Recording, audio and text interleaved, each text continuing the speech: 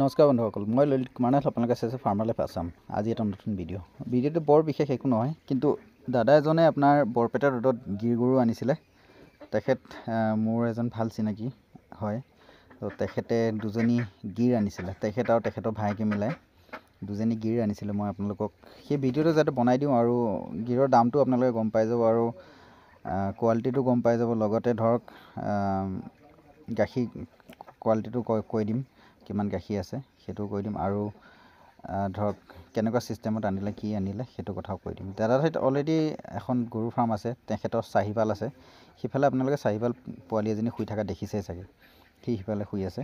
আৰু যিজনী গৰু আপোনাৰ মানে এনেকৈ সজুৱাই আছে আপোনালোকে দেখিছে, সেইজনী এতিয়া মানে পোৱালি আহিছে লগত, তাই পোৱালি দি পেলাই আহিছে। মানে তাই 7 দিনীয়া পোৱালি এটা আছে। আৰু ৰেট পৰ্যন্ত কৈ দিওঁ, ৰেট সেইজনী আপোনাৰ 86,000ত সেইজনী গৰু আপোনাৰ তাত মানে কিনিছে তেখেতে ৰাজস্থানৰ পৰা আনিছে। আৰু ইজনী যিজনী দেখিছে, এইটো 7 দিনীয়া পোৱালিটো হয় এইটো। আৰু এইজনী গা খজুৱাই থকাজনী আপোনাৰ পোৱালি আছে। আৰু ইজনী যিজনী আপোনালোকে দেখিছে, সেইজনী ফাৰ্ষ্ট টাইম প্ৰেগনেণ্ট হয়। তাই জগিবলৈ কাৰণে ধৰক আৰু 20 দিনমান আছে। এইজনী তেওঁলোকক গুজৰাটৰ পৰা আনি দিছে। আৰু এইজনীৰ দাম হৈছে 1,11,000 কিনা দাম দেই। মই আপোনালোকক এইটো কিনা দাম কৈছোঁ। ইয়াত কোনো হেৰি নাই। দাদাজনে যেনেকৈ মোক কৈছে মই সেনেকৈ কৈছোঁ। ভিডিঅ'টো যাতে থাকি যায়, ফাৰ্মখন যাতে তেখেতৰ ফাৰ্ম এখন আছে বুলি থাকি যায়, সেইটো বুলি ভিডিঅ'টো বনাই দিলোঁ। আৰু গৰুকেইজনী খুব ধুনীয়া দেখিবলৈ কাৰণে, সেইকাৰণে ভিডিঅ'টো মই বনালোঁ। তো এইজনী তেখেতলোকক গুজৰাটৰ পৰা আনি দিছে, আৰু সেইজনী অলৰেডি আগে অনা আছিল বুলি কৈছে। তো এই চেউৰীজনী আপোনাৰ যিজনী ফাৰ্ষ্ট টাইম প্ৰেগনেণ্ট, তাই আপোনাৰ 1,11,000, আৰু এইজনী আপোনাৰ 86,000। গাখীৰ খীৰাইছিলে তাত 11 লিটাৰ গাখীৰ খীৰাইছিলে। তো আৰু তেওঁলোকক গাড়ী ভাড়া কৈ দিওঁ মই। গাড়ী ভাড়া আপোনাৰ কিমান আছিলে, 94 আছিলে। আৰু ৰাস্তা খৰচা বেলেগ, আৰু ধৰক গেটত দিয়া পইচাটো বেলেগ।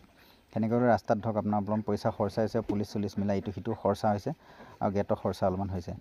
তো আৰু তেখেত নিজে গৈছে, নিজৰ ভায়েক গৈছে, অহা যোৱা খৰচাটো আছে। তো আপোনালোকে হিচাপটো মিলাই লওক। এজনী 1,11,000, এজনী আপোনাৰ 86,000, তাৰপিছত 94,000 গাড়ী ভাড়া, আৰু লগতে আপোনাৰ খৰচাটো বেলেগ, আৰু তেখেতলোকে যিটো মানে গৈছিলে যোৱা খৰচাটো বেলেগ। সেইটো আপোনালোকে হিচাপ লগাই লওক কিমান টকা হ'ল। কিমান টকা হ'লে আপোনালোকে গৰু আনিব পাৰে, সেইটো হিচাপ ট'টেলি বহুত ধুনীয়াকৈ ওলাই আছে। আৰু যিখিনি মানে ডকুমেণ্ট বনাওঁতে যিটো খৰচ হৈছিলে, সেইটো বেলেগ।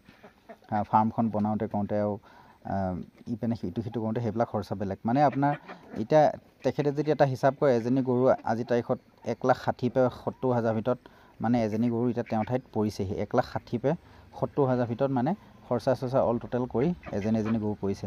তো সেইটো কাৰণে কোনোবা এজন বেপাৰী, ধৰক মই এতিয়া এজন বেপাৰী হয়, মই এজনী গৰু আনিলে দামটো এনেকৈ বঢ়াই মানে দামটো ক'বলগীয়া হয়। কাৰণ মই যেতিয়া কষ্ট কৰিম, মই কিবা এটা তাৰপৰা ৰাখিবও লাগিব, তাৰপৰা ঘৰখন চলিবৰ কাৰণে তাৰপৰা কিবা এটা হেৰি হ'বও লাগিব।